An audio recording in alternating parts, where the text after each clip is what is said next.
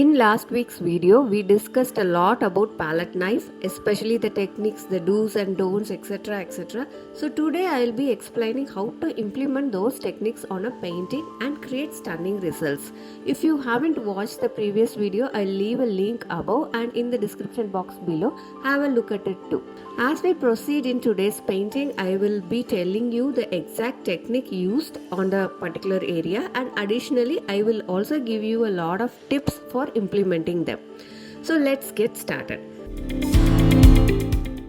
I'm working on a canvas today and let's do the sky first. I'm going to use a turquoise deep along with a lot of white to create the background here. So this is for the sky. So as you can see, I'm blending the colors directly on the canvas and not on the palette. It always creates a great effect when you blend it on the canvas. And I'm going to keep the layer thick. I'm not going to drag it too much or blend it too much. I just want to have those brighter here, and as it goes I wanted to have it darker. This will also take a lot of time to dry, so you have enough time to blend. If at all you wanted to change area or bring in more colors to blend, you can do it. The next color I wanted to give here is a cobalt blue and a white. So in these two places where that is meeting, I just wanted to blend it very slightly. I still wanted to have the shade. That is, I wanted to show both the colors. I don't want to over mix it or overwork on it.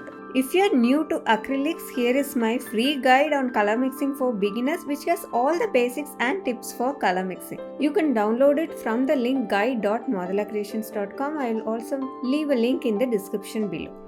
Then as it goes towards the edges, I will have the values more dark. Same thing we are going to do on that side. The first time when you try the palette knife, it might seem very weird, but once you get a hold of it, it is one of the most interesting tools that you can have in your kit. Just finishing the sky itself, we have reloaded the paints 2 times at least.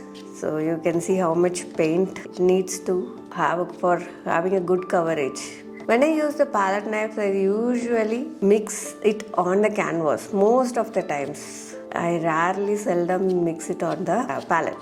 So as you can see, still it is wet, so you can keep working on it. I will pull some of these colors and put it here. So it looks kind of really nice when you bring in the colors together, but you should not overdo it. Now for the ground, we will have a slight separation. You have to always clean your knife before you take the next color. I don't want the blue to come totally here. So let's just wipe it off on a cloth. Any cloth, you can just, an old cloth here. I'll just wipe it thoroughly, and I'm going to do the bottom here. So for the bottom, I'm having my burnt umber color. So I want a ground somewhere here. Separation, like forming a horizon. This gives a more meaning to your ground and the sky. So the rest we will come back.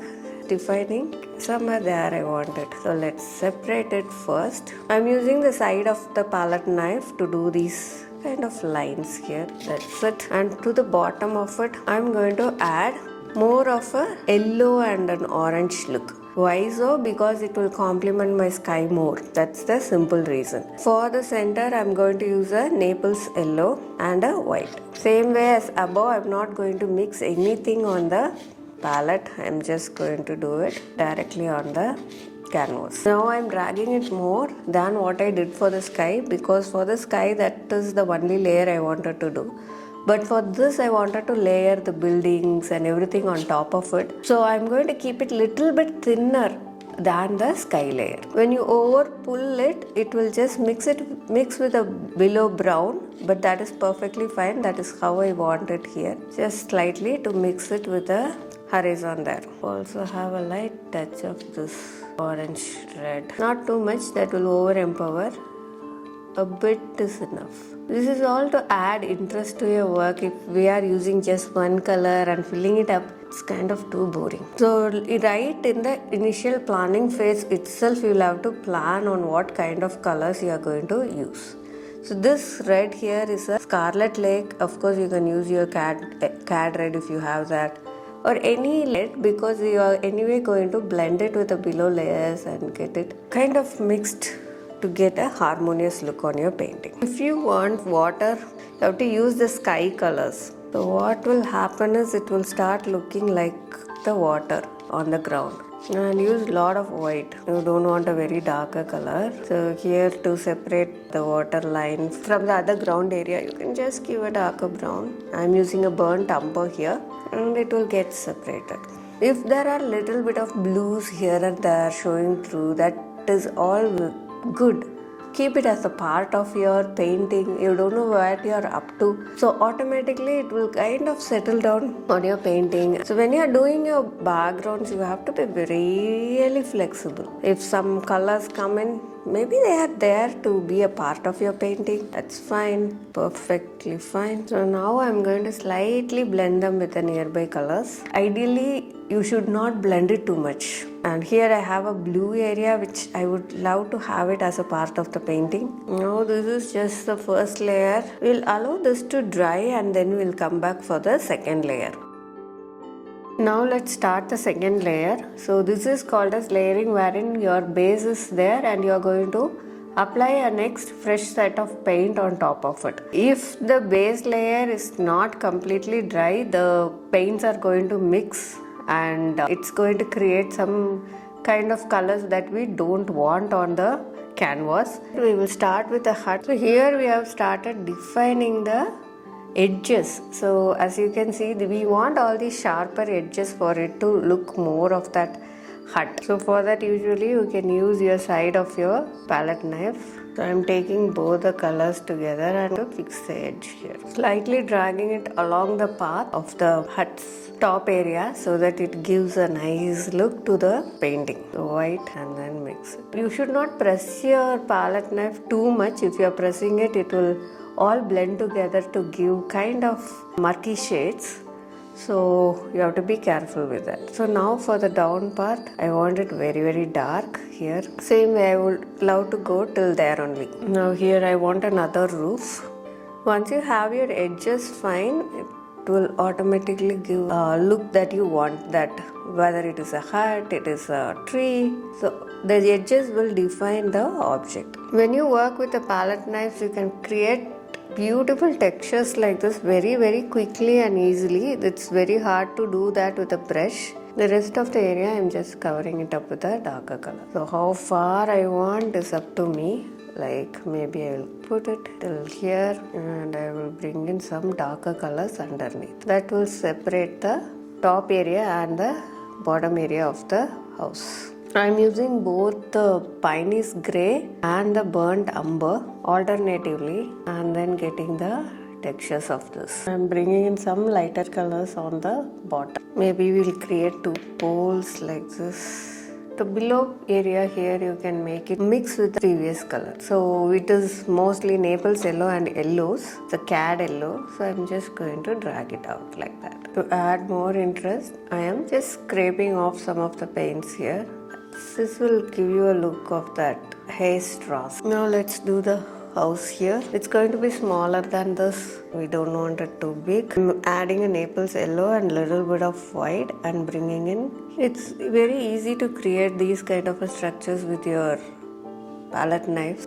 You just have to be free with your strokes. So I'm scraping off little paint there and making it straight. Now let's blend these two colors for the sides. You can use a darker color to create doors or structures like that. It need not be even very perfect. Just the suggestion of it with itself give you a great look to your painting. So I have made it enough dark. Now I'm going to bring in a black or a Piney's grey and show a bit of that. Now we have a base for this. You can keep doing it. You can add more houses. You can show smaller ones at the back. So there is no limit for using your creativity in such projects. So the next thing that we are going to do is add some people here. I am now going with a small detailing palette knife because now this is a smaller object obviously. So we need to have more control over the knife. Just define it first. By defining, I mean to place the head, the body, the legs, the arms at the right places intended. So you have to be little more abstract when you do with a palette knife. So nearby we'll create another person. You need little bit of space for that person. So start his head little bit side, not exactly directly very near to him. Then you will not have enough space for the body. I'm using ultramarine blue for the shirt, blue and white. Similar to the previous one, we have to place the figure features first. So let's place the head, the body, the arms and legs. This is the hand. For the hand I'm using just a burnt umber. I just wanted to show a stick, so I'm scraping off paint after I did a brown and a black. So let's show the pant and the legs. If you are new to acrylics, here is my free guide Better Your Acrylics, which has top 25 tips to improve your acrylic paintings. You can download it free from the link book.modulacreations.com. I will also leave a link in the description box below. Now we can add a dog to this image here. So for very tiny details you can go with your brush. You can also do it directly with your palette knife, but it will take a lot of precision to do it. If it's so tiny and so small, then you can of course use your brush also. So you have to keep experimenting with both your palette knife and brushes. Doing the figure here, as I told you, need not be perfect at all.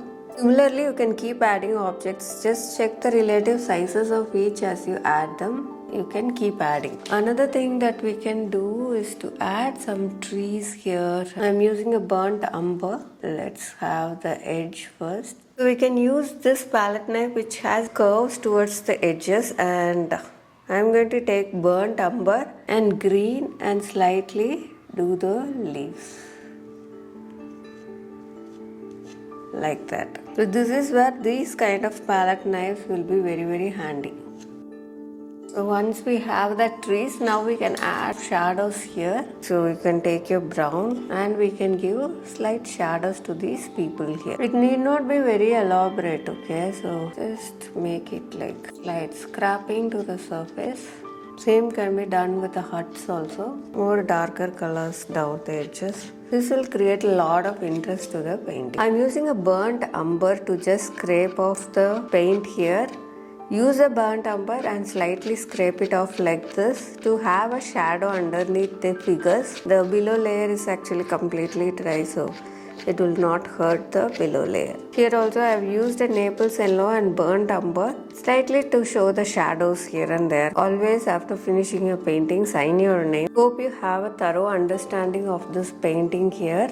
In case you still have any doubts or anything, you can always connect with me. The top layers that we have done are really heavy, so it will take a lot of time to dry. Allow it to dry like this itself. So here is the finished image. In next week's video, I'll let you know what are the mistakes that you should avoid when using the palette knife so that you can get consistent results each time when you paint. So do subscribe and stay connected. Here are more palette knife paintings for you to watch. If you got value from this video, help me by clicking on the like button. See you soon. Happy painting.